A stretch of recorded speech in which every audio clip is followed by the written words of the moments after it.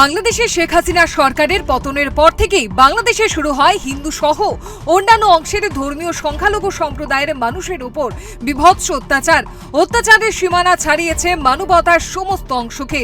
ঘটনা প্রবাহ গড়িয়েছে গত দুদিন আগে বাংলাদেশের হিন্দু সনাতনী ধর্মীয় অংশের মানুষের সবচেয়ে বড় সংগঠন ইসকন সন্ন্যাসীকে গ্রেপ্তারিতে। ঘটনার পরপরই চারিদিকে শুরু হয় উত্তেজনা। ঘটনার নিন্দা সহ ক্ষোভের আগুন ছড়িয়ে পড়তে শুরু করে গোটা বাংলাদেশ সহ বিভিন্ন দেশে। মঙ্গলবার ওই সন্ন্যাসীকে তোলা হয়েছিল আদালতে। আদালত সন্ন্যাসীর জামিনের আবেদন নামঞ্জুর করে। এরপরই পরতে পরতে ক্ষোভ বিক্ষোভের আগুনে পড়তে থাকে ঘৃতাহুতি। এক কথায় জ্বলছে বাংলাদেশ। ক্ষোভ বিক্ষোভে ফুটছে সীমানাহীন ধর্মীয় সনাতন। ঠিক সেই আবহে বুধবার ক্ষোভের আগুন ধরা দিল রাজধানীর শহর আগরতলার বুকে। হিন্দু সেনা আয়োজিত বিক্ষোভ জমায়েত মিছিলে অংশ নেন হিন্দু সনাতনীরা। ক্ষোভের মিছিল আছড়ে পড়ে রাজপথে। প্রতিবাদ গর্জমান মিছিল গড়ায় কুঞ্জবনে থাকা বাংলাদেশ সহকারী হাই কমিশনের অফিসের সামনে। গ্রেপ্তার হওয়া সন্ন্যাসীর দ্রুত মুক্তি সহ বাংলাদেশে ধর্মীয় সংখ্যালঘু হিন্দুদের ওপর বর্বরোচিত হামলা হুজ্জুতি বন্ধ করার দাবি ধ্বনিত হলো শত সহস্র কণ্ঠে। খুবই ন্যাক্কারজনক দুঃখের কথা জানাচ্ছি আপনাদের কাছে। বাংলাদেশে যে পরিস্থিতি, এটার জন্য দায়ী বাংলাদেশের বর্তমান সরকার। আমি খুবই নিন্দা জানাই এরকম ঘটনার উপরে, যারা এই রকম ইসকনের উপর এবং বাংলাদেশের সনাতনীদের উপর বারবার হামলা হচ্ছে, বারবার উৎপীড়িত হচ্ছে বাংলাদেশের হিন্দুরা। এটা কখনো মেনে নেওয়া যায় না। আজকে তো কখনো মেনে নেওয়া যাবে না, মেনে নেব না আমরা। সারা পৃথিবী জুড়ে আমরা সনাতনীরা একত্রিত হব এবং আমরা সবাই মিলে তার প্রতিবাদ করব। হরে কৃষ্ণ। আর একটা কথা হচ্ছে, ৮ দফা যে দাবিটা, ওটা মানতেই হবে। কেন মানবে না ওরা? কি আছে এটার মধ্যে এমন যে মানবে না? ওরা মানতে হবে, না মানলে হবে না। আপনার যোগী আদিত্যনাথ বলেছিলেন, বাটোগে তো কাটোগে, সবকা সাথ সবকা বিকাশ। ঠিক আছে, কিন্তু আমরা যদি আলাদা আলাদা থাকি তাহলে কোনোদিন আমরা বাঁচতে পারবো না। সবাই একত্রিত থাকতে হবে। ধর্মীয় ভাবাবেগ মানুষকে এক সূত্রে বেঁধে ফেলতে পারে অল্প সময়ের মধ্যে। হিন্দু সনাতনী ধর্মীয় ভাবাবেগে প্রতিনিয়ত আঘাত করা হচ্ছে বাংলাদেশে। সে অবস্থায় প্রতিবাদে গর্জে উঠবেন অন্য প্রান্তের সনাতনী হিন্দুরা। এটাই স্বাভাবিক ঘটনা। সেই স্বাভাবিক ঘটনার আবহে কৈলাসহরেও ক্ষোভে বিক্ষোভের আগুন ছড়াতে দেখা গেল বুধবার।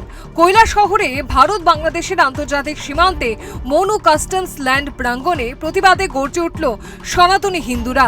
জোরালো দাবি তোলা হলো আটক ইসকন সন্ন্যাসীর মুক্তির দাবি। হিন্দু জাগরণ মঞ্চের সমর্থকরা বার্তা ছড়ালেন বাংলাদেশে অত্যাচারিত সনাতনী হিন্দুদের পাশে থাকার শপথে। হিন্দু জোটের নেতা ব্রহ্মচারী চিন্ময় দাস প্রভুকে বেআইনিভাবে গ্রেপ্তার করা হয় এবং গতকালকে তার জামিনকে নামঞ্জুর করে দেওয়া হয়। এবং আমরা দেখেছি গত 5 তারিখের পর থেকে এবং গত দীর্ঘদিন ধরে বাংলাদেশের মধ্যে হিন্দুদের উপর জামাতপন্থী মৌলবাদীরা নৃশংসভাবে আক্রমণ সংঘটিত করছেন। বাংলাদেশের মন্দির ভাঙছে, মূর্তি ভাঙছে, মানুষের বাড়িঘর ভাঙছে। হিন্দুদের উপর নির্মম অত্যাচার বাংলাদেশের মধ্যে সংঘটিত হচ্ছে। গতকালকে চিন্ময় প্রভুর জামিনের দাবিতে যখন চট্টগ্রাম আদালতে হাজার হাজার হিন্দু সনাতনী মানুষের সমাবেশ হয়, সেখানে বর্বরচিত আক্রমণ সংঘটিত হয়।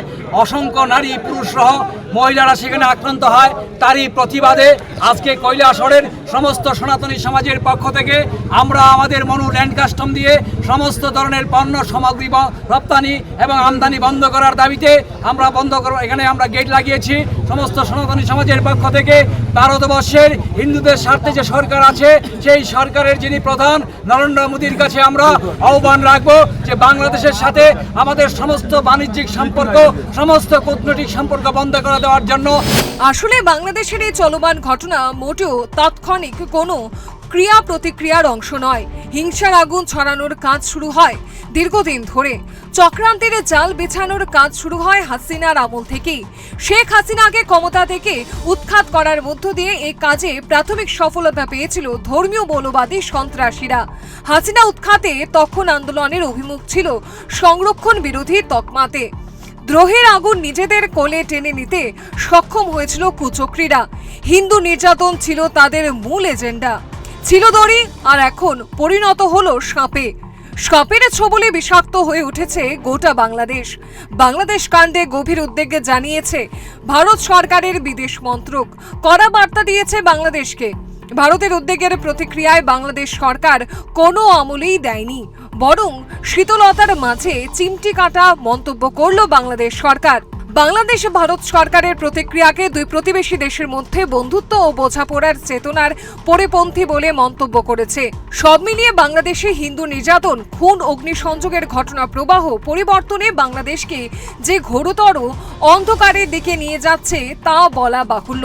ইসকনকে ধর্মীয় মৌলবাদী সংস্থার তকমা পরানোতে ভয়ঙ্কর প্রমাদ গুনতে পারে বাংলাদেশকে, এমন আশঙ্কায় প্রকট হতে দেখা যাচ্ছে চলতি সময়ের ঘটনা প্রবাহে। Bureau report, Times 24।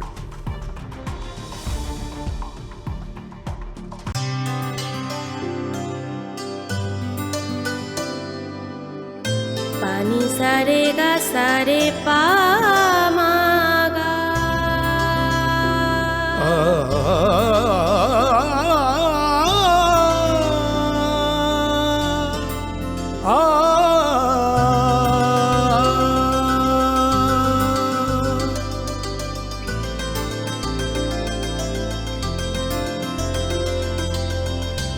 Swarnakamal jewellers, আপনার চেয়ে আপন।